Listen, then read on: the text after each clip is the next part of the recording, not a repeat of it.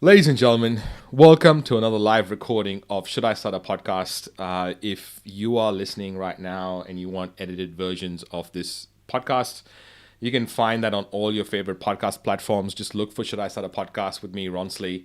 And the last couple are really cool. There's one on rhythm and frameworks with Jamie and Jim Shields, which is like an amazing episode to develop rhythm and frameworks in your podcast episodes and scheduling and getting your stuff out there.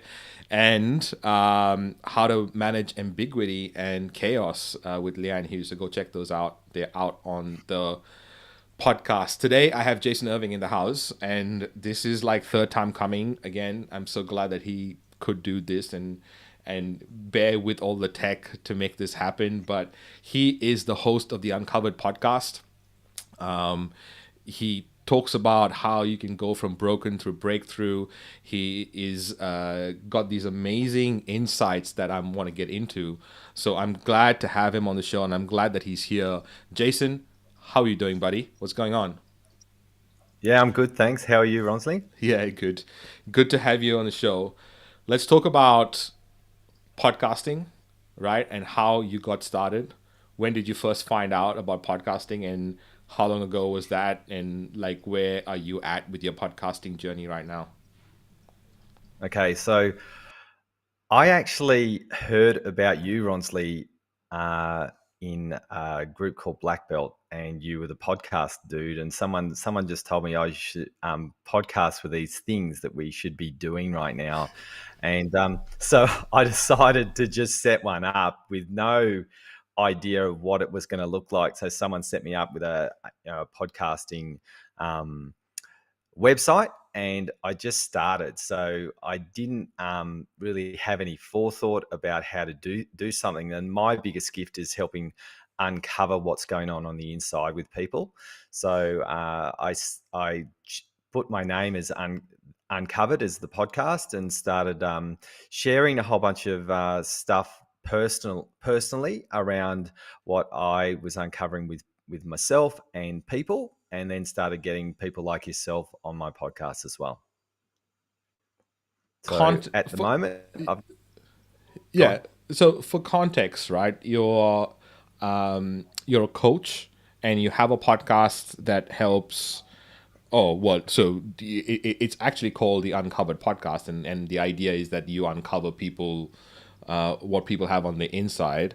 What kind of Yeah. conversations are you having, and like who are you inviting onto the show, and what kind of content are you creating? And let's start with what kind of content are you creating, and then we'll get into the business side of things.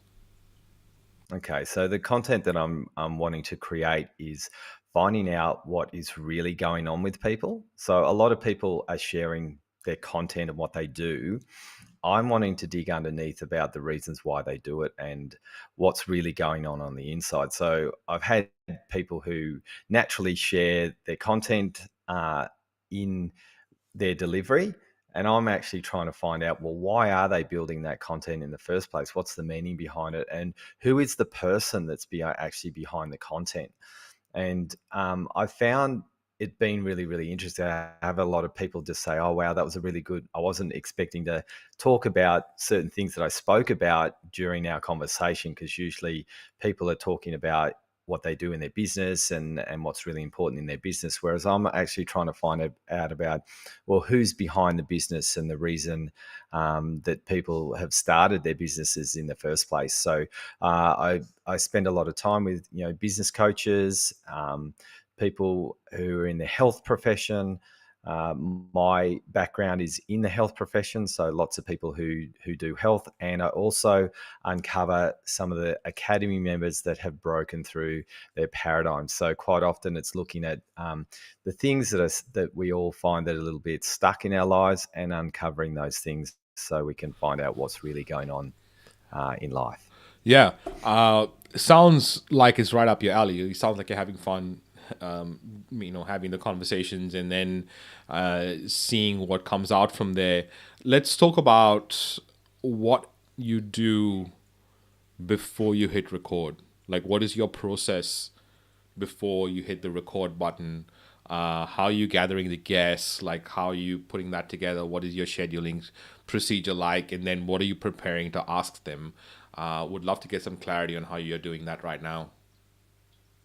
Okay, so when I'll have a look at people on Facebook, look at people who are big players in their given industry, and I'll just put a shout out and send them a message, or usually I'll be a friend of theirs on Facebook.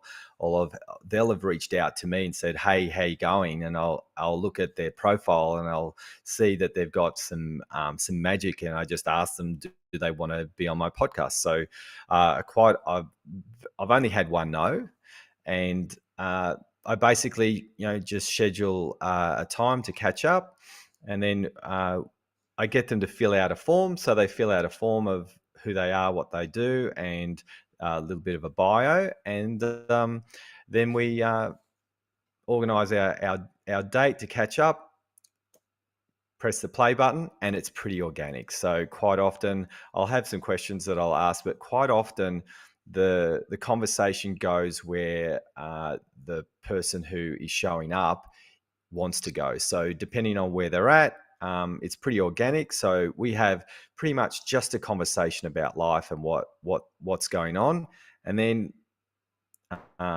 finish the podcast, get it all edited, and put it up.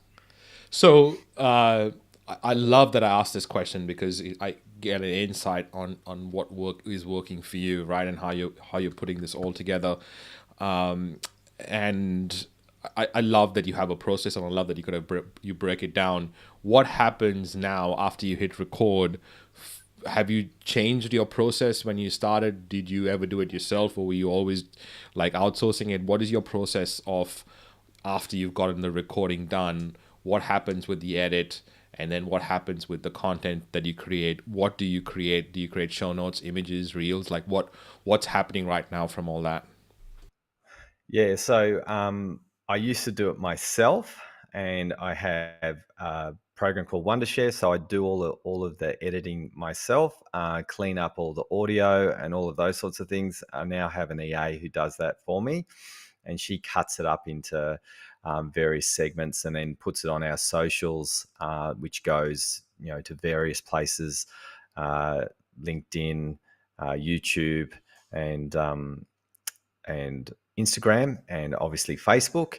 And we just put it all over the place, and it gets done that way. So I have someone else providing that resource now to edit it and put little short snippets in. I haven't done reels yet, Ronsley.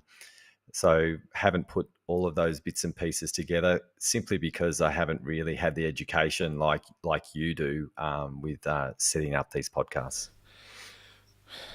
I mean, we're all business owners learning to be podcasters. It's like it doesn't come naturally to us, right? It's like we're constantly learning, and every episode, I assume that you do, you kind of going, oh, that's really cool. That really happened. Let's talk about that sort of journey as a podcast host.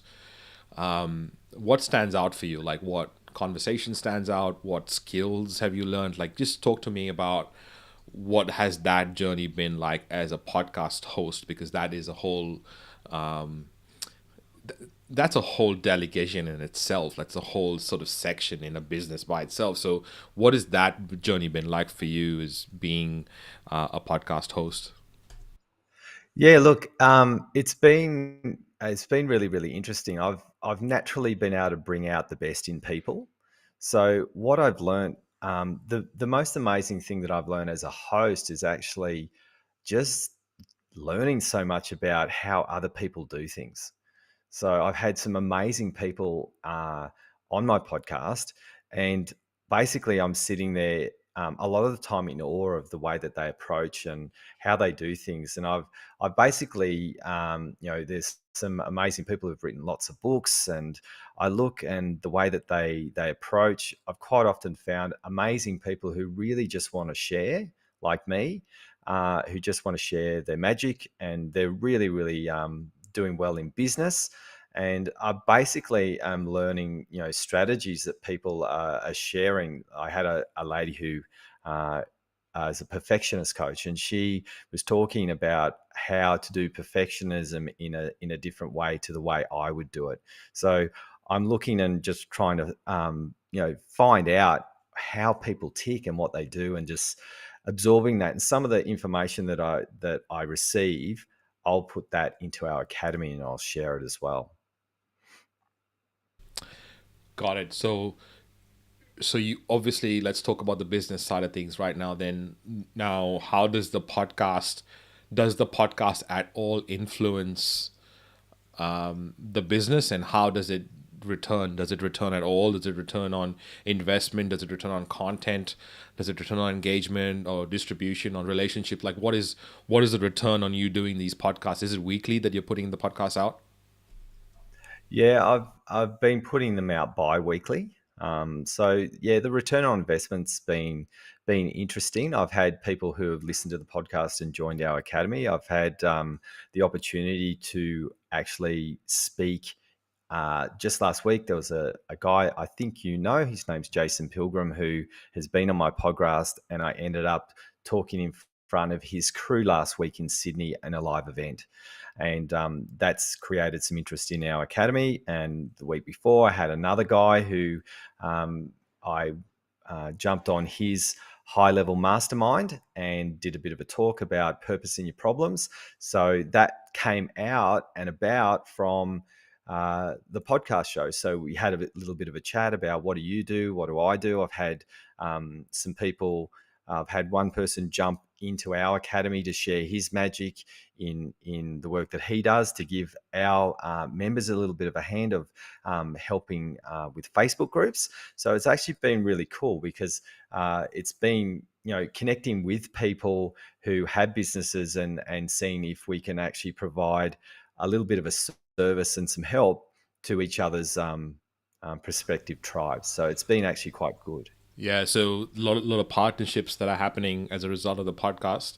Let's when you look back, any conversations jump out and stand out to you? Like, when I ask you that question, does anything come to mind? Um, yeah, look, there's one guy in particular that really stood out for me. He basically he was talking about, brilliant businessman. He's got 7 books out. He's created. I got him on my podcast because I actually use him to get our insurance for our academy. So he's created a company called IICT, and he's got a few companies.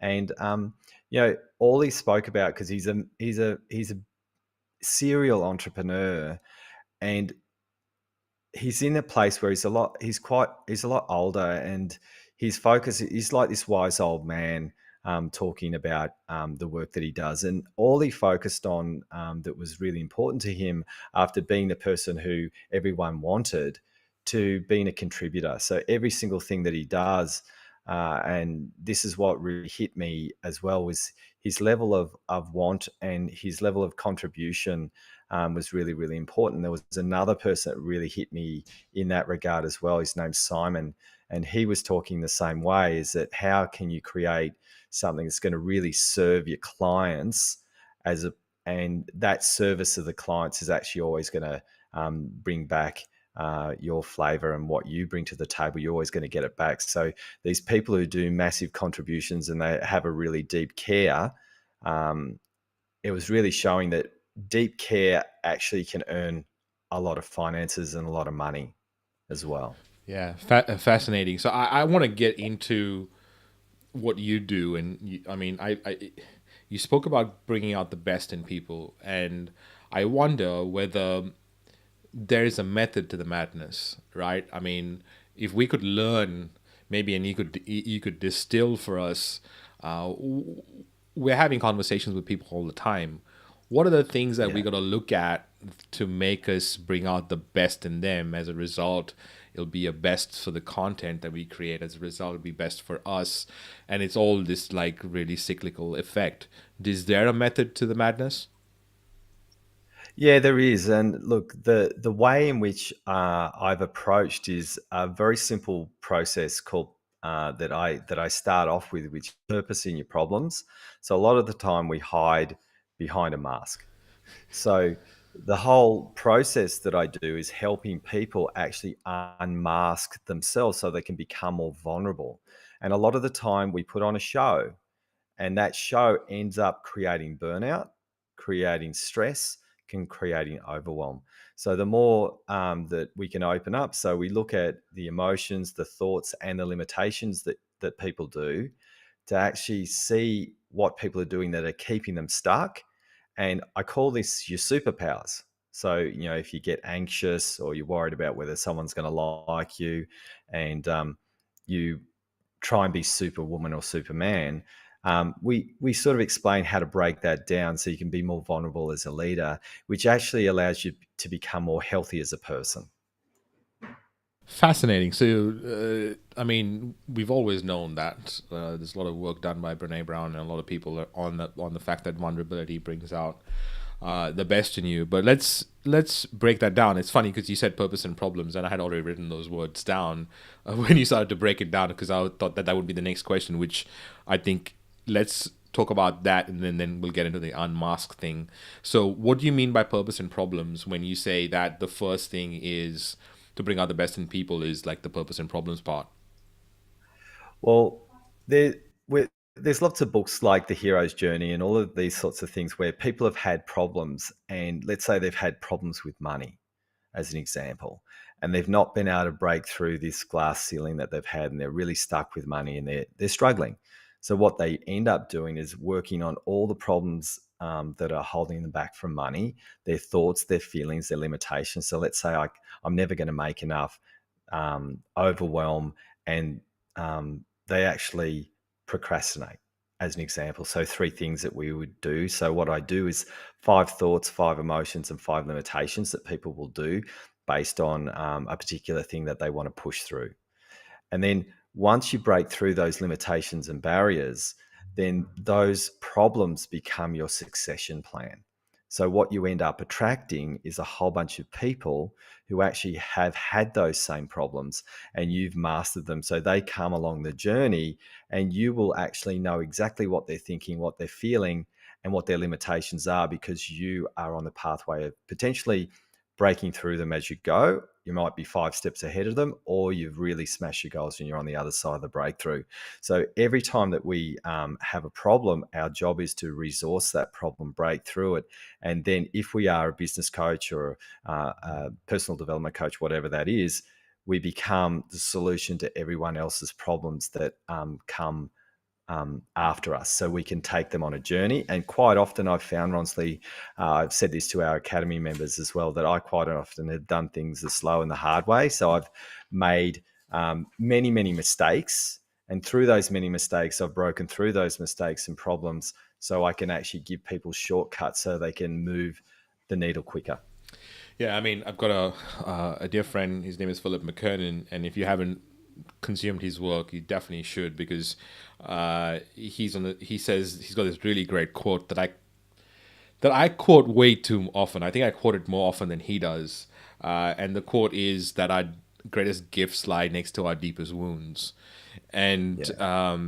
I think it's the level of empathy that comes with actually going through it yourself, that you can actually help someone better. I love how you broke that down. How do we focus on the purpose? Like, potentially, purpose could be labor intensive. It could be something that we're trained to do. Like, I mean, I'm finding out certain things, and I think we spoke about this as well at some point, about being an athlete and trained to be an athlete. So you never give up. There's never a point where, actually, when you have back is against the wall is when you find a new level of you, which is what most athletes kind of play for as well. Is really fascinating.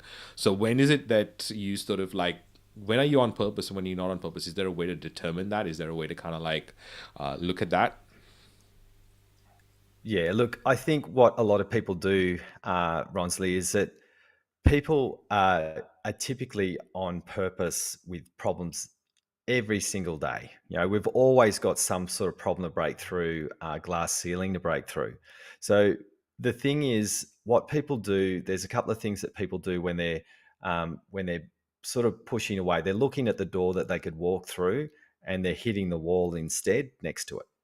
And so usually, it's those standard things. We procrastinate, we feel we're not good enough, and we do all the things that are difficult for us as opposed to pushing through those. So, as an example, Ronsley, I will show up in the mornings. Let's say I've woken up and I'm not feeling good. Okay. And my first thought is, hey, I don't feel good enough. I'm not going to get there. I'm feeling overwhelmed. That's the thought that pops into my brain. We all have this.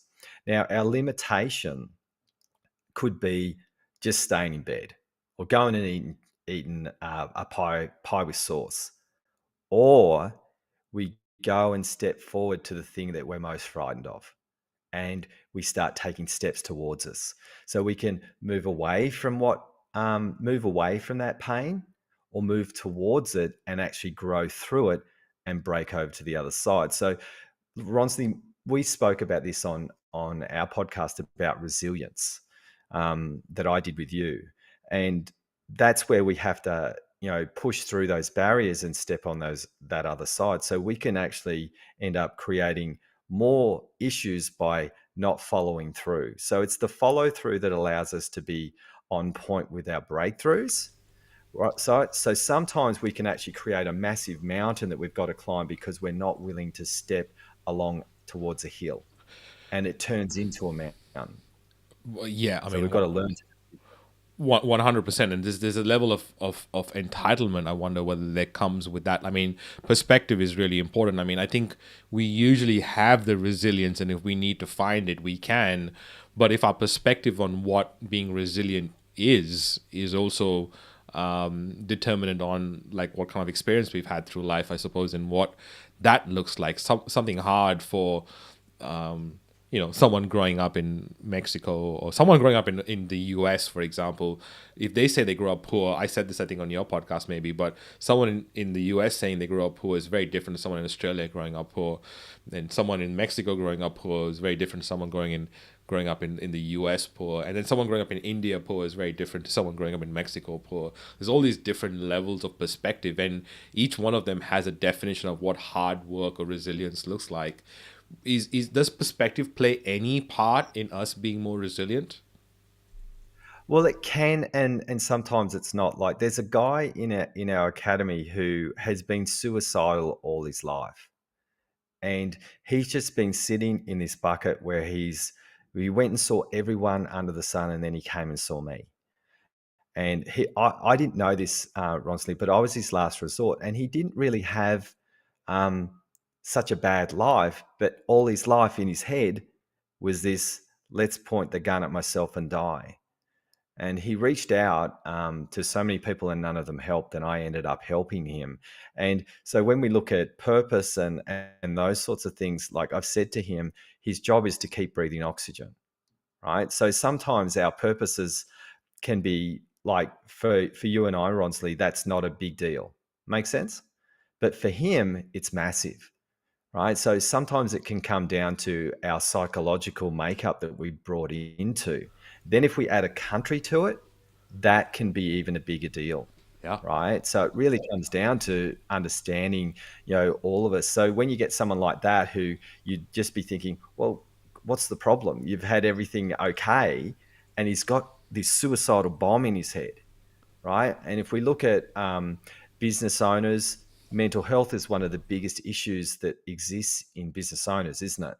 And entrepreneurs. So how do we handle those things when we might be living in Australia where it's quite easy, but our mental health is still dragging? So it really comes down to each individual, because some people, one thing I found, I spent some time in Sri Lanka in 1997 or 98. It was 98. And what I saw over there was people with less actually were far happier in that country when I was watching than the people in Australia. Their attitudes were completely different.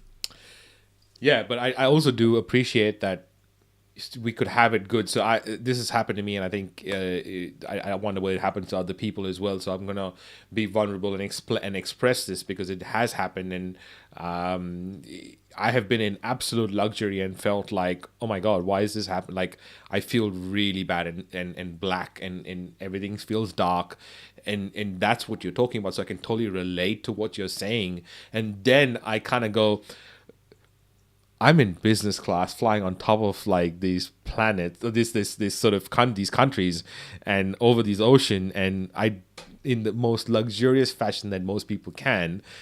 Why am I feeling like this?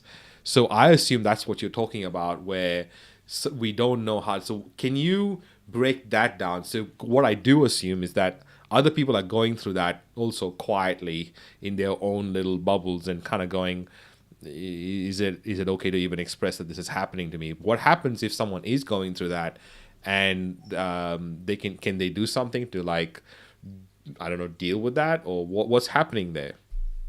Yeah, look, one thing that I've found is that, when people like yourself, Ronsley, in business class, getting everything and doing everything amazingly well, like you do, um, we think that high life, that success is actually going to bring us this thing called happiness, but it doesn't.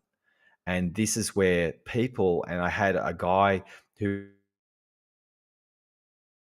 was very, very wealthy, everything going well in his life, completely completely break down into a place where, um, and he didn't know what to do, Ronsley. He was in a place where because he put himself in a, in quotes, position of authority. This is where some of the guys, they'll come and see me and they'll say, "Hey, Jay, I'm a wreck." And this is where it just pops out of nowhere, because what we think is going to make us happy is actually not what's making us happy. And I'll talk about this. This is externalization, Ronsley. So what people do have created and built amazing things in the external world. They've externalized that idea and they've created it, and they should be happy because they've externalized all the things that everyone else would want. But at the end of the day, they're actually depressed and defeated in life, and they don't know why. So there's a guy called AJ who I had on my podcast, who ended up moving to Thailand. He created a 10-bedroom home, complete mess, and left the country because it wasn't what he thought was going to make him happy. Fascinating. I mean, one of the things that you're talking about is this this perspective as well is like such an important part in that process, because when someone is going through that, this has happened to me in another instance, and it's flipped on its head. And so what's coming to me is like, I remember I have no problem speaking on stage at any point. You just say, even put me on the spot and say, entertain these people for whatever time, no problem. But when I was, accepted to the TEDx talk, I was 6.5 weeks, and from the time I got accepted to when I had to deliver it, and I was really nervous. Like I was thinking of all these crazy things that would happen, that would happen on stage, and that was like, it was absolutely stupid to think about them, but they would keep coming up. And then 3 days before the actual TEDx delivery, I met a friend who was asking me how was it going and how's the preparation going, and I'm like, you know what, I'm really nervous. And I think I was bitching and moaning for like a few minutes, and then she said, Ronsley, it's not about you, right? And that shifted my perspective so quickly. Like I wasn't nervous anymore, and I wasn't nervous for the next 3 days. I was not nervous when I went on stage, and it was crazy because of that one line that I wish I could have had in other instances, that perspective quicker, because that perspective just shifted everything for me. Is that what you're talking about? Yeah, so we go into that personal insight, or something's going on, and I think what you're talking about there with your experience, Ronsley, is doing what you're doing without putting yourself in the picture. You're looking and saying, "I'm here to help and provide a service." So when we do that, we're actually in far better shape when we're actually doing something for service, then we actually make it about ourselves. And I did this. I wrote a book. I got shown how to write a book in 3 days. It took me 4 years to get it published. Right? Because I did the same thing. Oh, geez, I don't want anyone to read this book. Who am I to read a book? And all of this sort of stuff. And then I got the book done, and it's done. The thing is, I was too scared with all our loops that we run, and we make it about ourselves, and this is our inner game.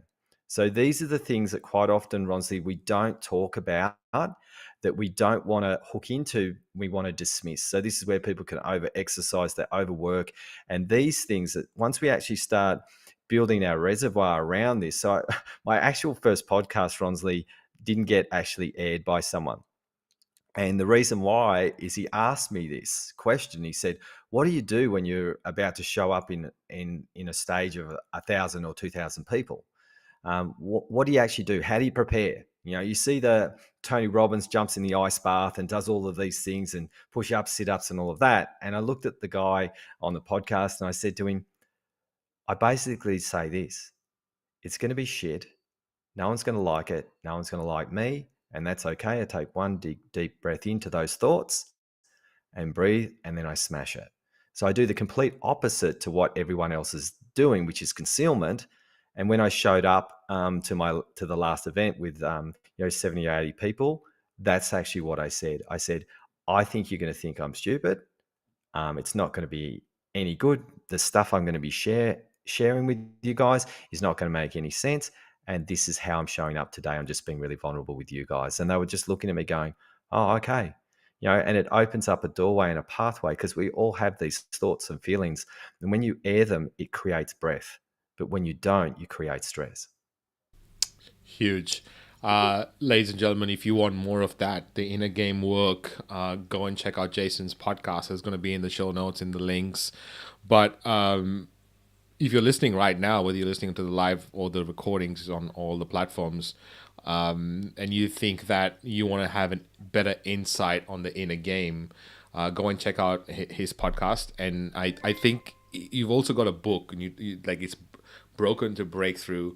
It talks a lot about how you can actually use the moments of brokenness to make breakthroughs. Can you talk about a little bit about that? Yeah. So basically, I talk about our personalities, our emotions, our thoughts, those sorts of things that actually we conceal. And what are the things that comes up that actually allows us to break through? So things like depression, despair, and all of these things that people don't like. I explain the magic of them. So in that book,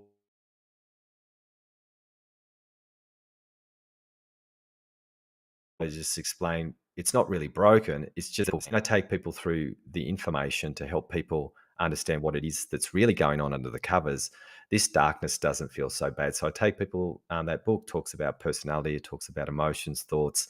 How to undefine ourselves, which is the last chapter of the book, which is actually the opposite to what we do. We create this identity, and we're this thing, and that creates a lot of pressure in our psyche. So I believe our job is to unwire ourselves, demask, declutter, deconstruct ourselves through our whole lives. And the more that we do this, we become more us, and we start to belong to ourselves rather than fitting into the rules of our life and how things should be. Huge. I just want to talk about this mistake that business owners make with their podcast, and I want to get your thoughts on it, because before we wind up this recording, because I want to see, I want to hear, I want to know what how you can overlay your experience as a podcaster on this mistake. And it's one that I think we make a few times. I have made it. It's number 51 on the list, and if you want the whole list of mistakes that you can literally look and check off and kind of go, do I make this mistake? Can I fix it? Go to mistakes.wearepodcast.com to download that. But this number 51, deviating from the promise of your show, that is what the problem is that you're there to solve. And a lot of the times when we are business owners learning to be podcasters, we forget that we've created the show and the structure of the show for a reason. And if you deviate, and when we deviate from the structure of the show or what we've created the show for, it is very jarring to a listener. So if they're a subscriber and they continuously listen to the show and they're expecting something and they don't get that, there's an unconscious break of trust that happens, and they might not know, but they just stop listening to the show anymore. And you want to avoid that, and you want to make your show on a promise that when someone's listening, they kind of go, this is part of my regular programming. I want to be part of this world. So these are mistakes that we make. But when you think about radio and you think about shows that you've heard on the radio, you know that you always know what to expect. If you've listened to the show once, you know when you come back to that show exactly what to expect. Just like if you watch any Netflix series, you know exactly what to expect in the next episodes if you watch the first one. So that's what I mean by making sure that you stick to the promise of your show. And it is just something that you got to be aware of, and make sure that you do. Jason, I'm curious to hear what your thoughts are on that, and if you've seen that happen and creep up into your podcasting journey. Yeah, look, I think what people do, Ronsley, and I've done this for sure. You've caught me. So what we quite often will do is we get excited about a new idea, and then we want to share it on our podcast. But it's got a certain feel to it, and especially if you're doing something brand new and you don't really have a plan about how it's going to be, like I did. I just went, okay, this is what I want to do. I want to uncover people. So I do stick to that. And then there's some other parts where I'm sort of wanting to educate different pieces and uncover other parts of our human psyche. So it's a real challenge to know how to do that, because I just started the podcast and went, okay, it's going to be called Uncovered, and away we go. Yeah, but So but I think it's important that you've done all these reps, because it's very different. Like it's like going to a coach after you can run 10Ks versus going to a coach when you've just started off. It's very different. Like if you can't run at all, it's very different coach you go to, but when you can run, it's a very different coach you go to as well. So it's great doing the reps, because you know what you can build from, which is a massive mountain of value, and you're in a really good place. So I'm excited for what is to come for the podcast and for you and your brand. Thank you so much for doing this with me, and indulging me in my little experiments and getting me to ask you questions on your journey as a podcast and as a business owner. I appreciate you. Appreciate everything you do. Thank you so much. yeah, Ronsley, I really appreciate the opportunity to be on your podcast today, because you're one of those people that I knew a long time ago, and I just was super inspired by, and having you on my podcast was just a great yes. And I feel really grateful that I've had the opportunity to be on yours. So thank you so much. Right back at you. Thanks, buddy. Talk soon.